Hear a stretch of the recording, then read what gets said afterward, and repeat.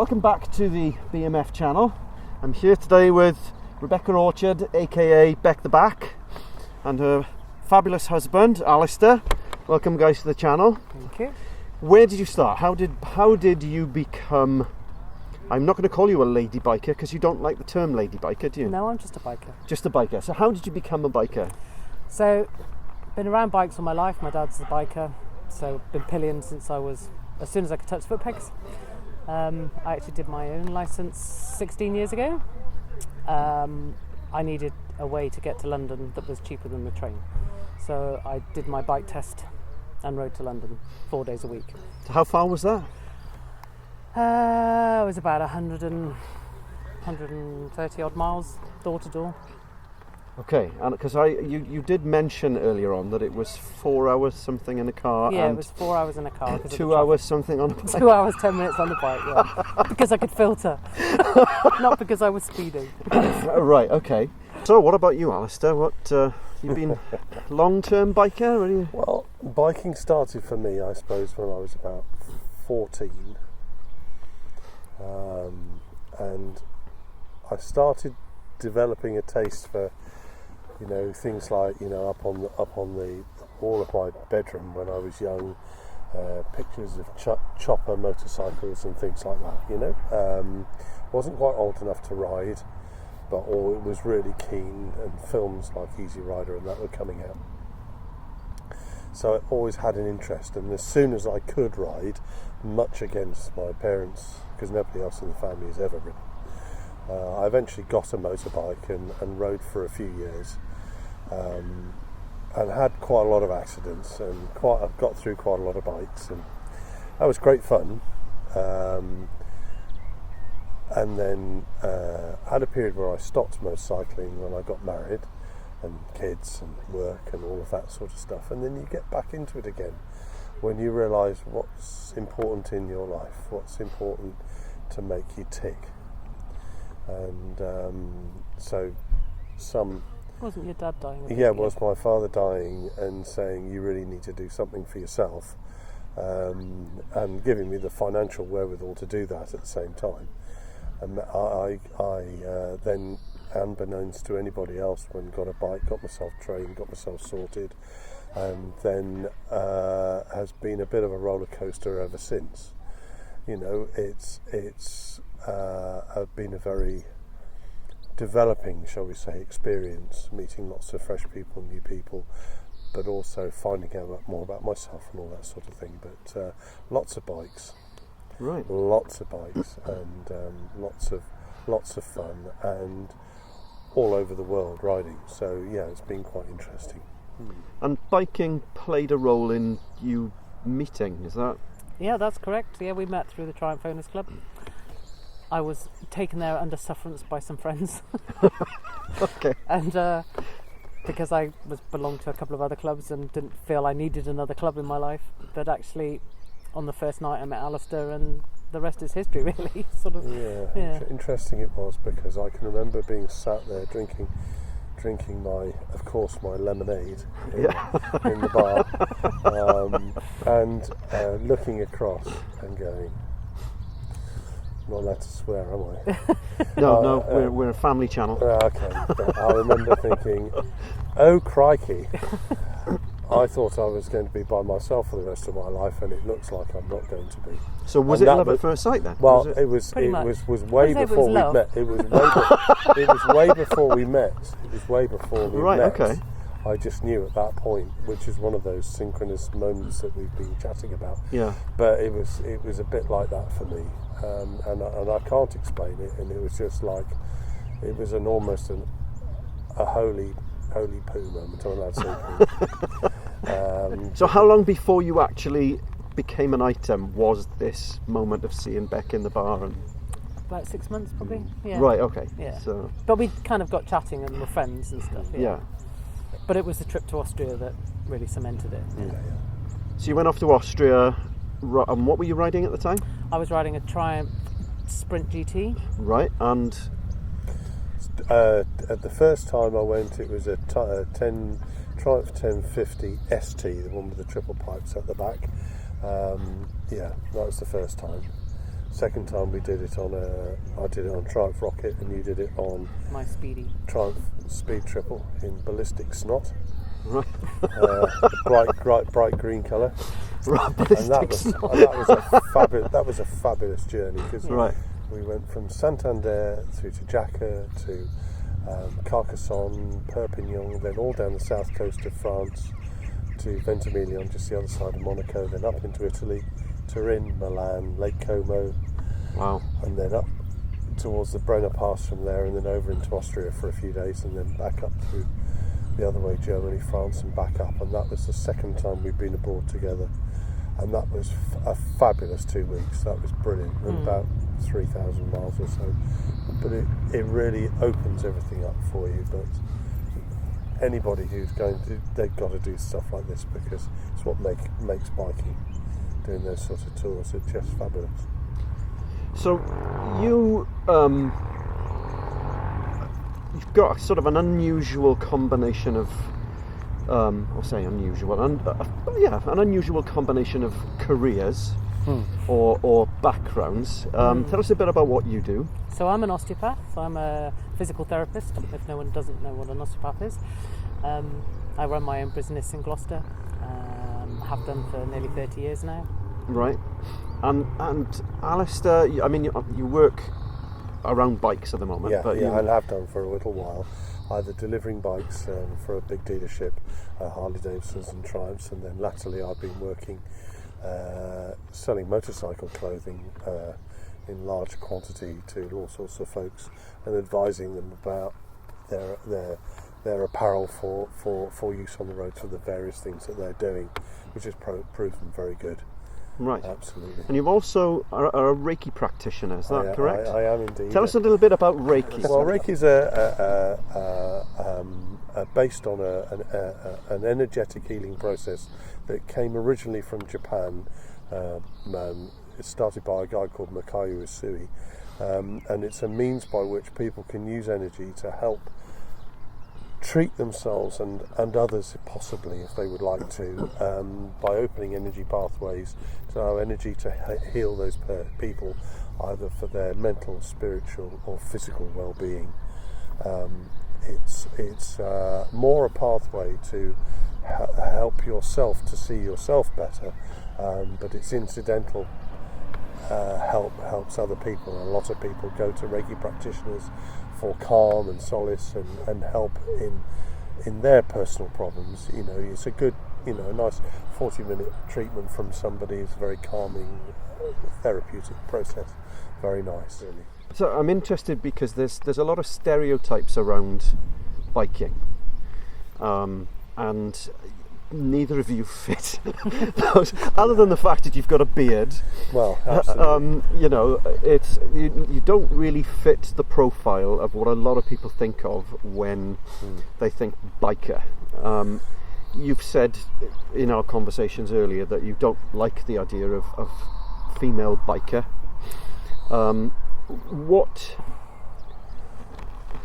in terms of for both of you really, what have people's attitudes been, or how have you found people's responses to you when they try to put together osteopath, woman, mum, biker, kind of sort of, wizard. Triumph rider, wizard, general, yeah, shaman. Well, that's what they think. That's what they think. Yeah, what's the response? I think most of the time, if I'm talking about, patients often ask me if I'm going on holiday, and I say, oh yeah, I'm off to X, Y and Z with my husband on motorbikes. They always assume that I'm a pillion. And I'm like, no, I ride my own. And I'm like, oh, you ride a motorbike? And then if they know anything about motorbikes, then they ask what I ride, and I'm like, I ride one of these, and they're like, that's a big bike. And then they're kind of quizzically looking at you. I mean, it's not that I don't like being referred to as a female biker, because identically that's what I am. It's just that I don't think of myself as a female biker. I just think of myself as a biker, and it's sort of, for me, it started off as a means of getting from A to B in a quick, efficient, sort of relatively cheap way. But actually, it's developed into a love and a passion. It's my go-to if I'm really stressed, because you can't think about anything else except riding, and so I guess it's a kind of tonic, a therapy for me. It's sort of, and I've met so many people through biking. I think that's what I love about it most. Is it, as a biker, it doesn't matter what you do or who you are, you're just a biker. And in biking communities, I'm not mum, I'm not osteopath, I'm not, friend, I'm just another biker having a chinwag about the bikes or about where we're going or that sort of thing. So it's a great leveller, I think. That's a really good. It offers you a freedom that you don't get really anywhere else. It offers you a freedom of being, even within the archetypes of biking, the different styles of biking and all sorts of thing. You can be who you want to be. You don't have to follow anybody's particular, apart from the rules and regulations of the road, I guess. But basically, you keep yourself safe. You're a very nomadic individual, as I would think. For the sort of riding that we like to do, we like to be out there and riding, and it doesn't have to be sunny weather for me. I used to ride every Christmas from the Midlands down to Cornwall and back, just because it was something fun to do at Christmas time. And reality, it got you away from the. Well, absolutely, but it's there's a beep that's got to go in the video. It's a great mind clearer. Yeah, it is a great mind clearer, and it does relieve you from stress. You can give you some other stresses, but it's great. And I think for guys of my age or a bit younger, because there's a lot of guys in their, sort of 50s and 60s now that have often realised that they should have taken it up at a much younger age and made more use. But it is a therapy in its own right, I think. I definitely wish I'd taken my tests years ago. I never did, because of having babies and getting married and running a business and stuff. But those are just excuses. I think it's something that I really wish I'd done from a younger age. Because there are things that are happening now that I just think, the types of bikes that we both ride now, and our lifestyle is taking us more into sort of things like going on TET roads, trans-Euro trails and stuff like that, and a bit more sort of off-road green laning, that sort of thing. And I don't feel my skill set is good enough for that at the moment. And I think if I'd started, riding bikes around fields and stuff when I was a kid, like I did Land Rovers and tractors and all of that stuff, I'd feel a little bit more confident. Yeah, so I think, that's one of my regrets, is not doing it earlier. Yeah, and I think all car drivers should have at least 2 or 3 days on a motorbike. Amen to that. Absolutely, definitely. And my dad and I have often had conversations about this, but being a rider in Europe, it feels like, there's more space, so you're not so hemmed in with cars. But it feels like European, particularly in France and Germany, they're much more aware of bikes, they're much more polite, they don't feel like we're a pain in the arse on the road. Whereas, much more tolerant. Yeah. And my dad's theory for that is, he said, if you look at any country like Italy or France or Germany, he said, all the kids, as soon as they can, get scooters, and they go everywhere on scooters. So they're already learning that kind of vulnerability. And at the same time, a bit of road sense and a bit of safety. He said, whereas kids in our country, they don't. Some get scooters, but it's not a common thing. You don't go into town and all outside college is a whole bank of scooters. So I think there's definitely a way or an opening within the testing in this country for there to be more of an awareness of what it's like to be another road user, whether that's on a horseback, whether that's on a cycle, regardless of what your opinions of those road users are, we all have to share the road. And I think what motorcycling has given me as a car driver is much more awareness of what a threat I present to those other users. And as a motorcyclist, I'd like to think that, even someone doing an advanced training course in a car, so not necessarily when they're beginning. My dad always used to say that car drivers should have the windscreen taken out for about a week, and then, they'd have some idea what it's like to be on a motorbike. That's kind of extreme. But I just think some sort of formal training, once you've done your basic training, so once you've passed your test, I think it's imperative that they should do extra training. So learn about the skills of being more observant. So my dad's a truck driver, so he's got an advanced driving. He's also a motorcyclist. So my mum's a motorcyclist, my mum's a truck driver. So I've grown up in this kind of family of, you know, being able to drive anything, and it gives you an appreciation. So whether it's 2 wheels, 4 wheels, 3 wheels, you know, there's an element of being sensible and there's an element of safety, and I think everybody should be given that opportunity to experience what it's like to be on one or the other. Just to finish off, really, you sort of talked about motorbiking almost being like a spiritual practice. Tell me a little bit more about that. Tell me, because I'm obviously, as part of the British Motorcyclist Federation, we want to encourage more people onto 2 wheels. We want to encourage more people to be members of the BMF. But it's the image in a lot of people's minds of motorbiking is it's hooligans on the road doing something highly dangerous. And if you're doing that as a parent, if you're doing that as somebody who's, you know, got a responsible job, then you're basically being irresponsible and stupid. I've actually had people say that to me. Right. So what's your response to that? Okay, well, for me, biking, motorcycling is better than going and having pints of beer, better than going and taking drugs, in that it allows you space to be able to clear your mind, enjoy a little bit of adrenaline if you choose. It's like a blow through of fresh air in a way, where you find it impossible to focus on anything else. It teaches you about yourself and your limits. It teaches you that you can learn more about yourself and improve in this really quite a basic function in a sense. But it allows you to well, for me, it allows me to tick a box that a lot of people don't tick these days, in that it's something that I can do, and I can do that regardless of all the rest of the stuff in my life.